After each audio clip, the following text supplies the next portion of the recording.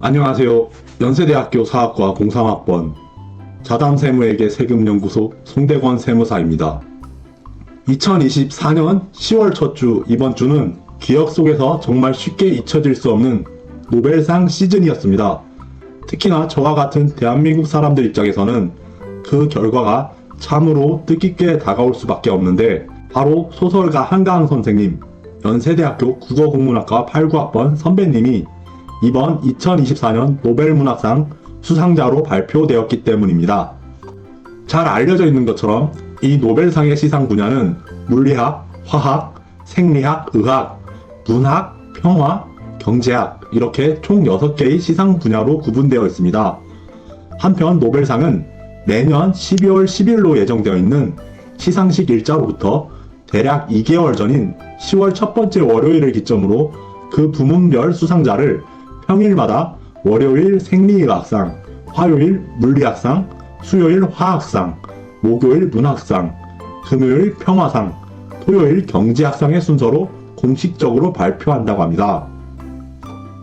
개인적인 여담이지만 송대권 세무사는 어젯밤에서야 한강 선생님이 연세대학교 국어국문학과 89학번이라는 사실을 비로소 알게 되었습니다.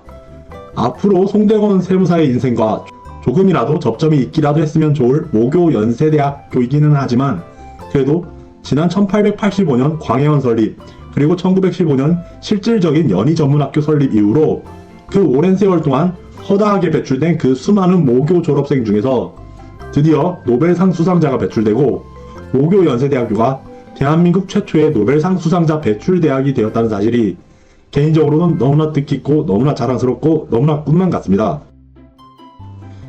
이번 영상에서는 한강 선생님의 이번 2024년 노벨문학상 수상과 관련하여 어제 저녁 무렵부터 이리저리 떠오르기 시작한 송대권 세무사의 개인적인 생각들을 하나씩 열거해 보려 합니다.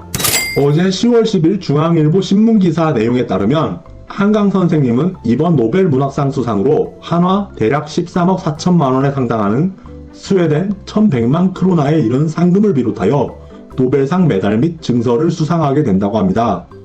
어제 오후에 한강 선생님이 2024년 노벨문학상을 수상하였다는 보도가 나오기 시작한 이후로 방송과 신문, 심지어 유튜브, 그리고 세무사 블로그와 같은 각종 매체에서는 앞다투어 대략 13억 4천만 원에 상당한다는 1100만 크로나에 이르는 상금의 액수, 더 나아가서는 해당 상금의 소득세 과세 여부와 관련한 내용을 다루고 있습니다.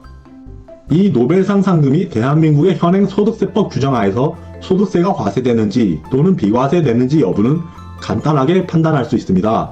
즉 이번에 한강 선생님이 수상하는 상금은 현행 소득세법 시행령 제18조 비과세되는 기타 소득의 범위 제1항 제2호 조문에 나오는 노벨상 또는 외국정부, 국제기관, 국제단체, 기타 외국의 단체나 기금으로부터 받는 상의 수상자가 받는 상금과 부상은 현행 소득세법 제12조 비과세소득 제5호 다목 조문에서 보이는 상원법에 따른 훈장과 관련하여 받는 부상이나 그 밖의 대통령령으로 정하는 상금과 부상에 해당하기 때문에 소득세법상 비과세 소득에 해당하여 단돈 1원의 소득세도 과세되지 아니한다는 것입니다. 앞에서 언급한 중앙일보 신문기사 내용에 따르면 한강 선생님은 지난 2016년에 소설 채식주의자로 세계 3대 문학상 중 하나인 맨 부커상을 수상하였을 때 상금 5만 파운드 대략 8,600만 원을 이 소설을 번역한 데보라 스미스라는 번역가와 함께 나누었다는 사실이 소개되어 있기도 합니다. 송대권 세무사의 개인적인 예측입니다만 한강 선생님이 이번에 받게 되는 노벨상 상금 또한 선생님의 소설들을 번역한 번역가 분들과 함께 나눌 것이라고 예상됩니다. 이에 대한 근거로는 지난 1968년에 노벨문학상을 수상한 일본의 문호 가와바타 야스나리의 사례를 들 수 있습니다. 가와바타 야스나리는 1937년에 발표한 설국이라는 소설을 그 대표적으로 하여 노벨문학상을 수상하게 되었는데, 이 설국이라는 작품이 가와바타 미식의 절정을 이루는 작품으로서 12년을 창작에 힘써온 결과물이라는 평가를 받을 정도로 본래 대단한 작품이라고 합니다. 이 소설을 영어로 최초 번역한 일본 학자인 에드워드 사이든 스티커는 이 소설을 원문의 향취를 서구적인 감각으로 번안하여 그 텍스트가 서양인들의 마음을 사로잡게 된 결과 설국이라는 소설이 널리 알려지고 국제적인 명성을 얻게 된 것은 이 영문판 때문이라고 할 정도로 우호적인 평가를 얻을 수 있게 하는 대단한 번역을 하였고, 가와바타 야스나리가 노벨 문학상을 수상하는 데는 그의 영문 번역이 지대한 공헌을 하였습니다. 송대곤 세무사는 이와 같은 노벨 문학상 수상과 작품 번역 간의 긴밀한 관계를 생각해보면 한강 선생님이 이번 2024년 노벨 문학상을 수상하는 데 있어 선생님의 작품을 번역하여 대한민국 이외의 세상에 널리 알린 번역가 분들의 중대한 공헌을 감안하여야 하기에 한강 선생님은 당연히 이번에도 그 상금을 번역가와 함께 나눌 것이라 생각하는 것입니다.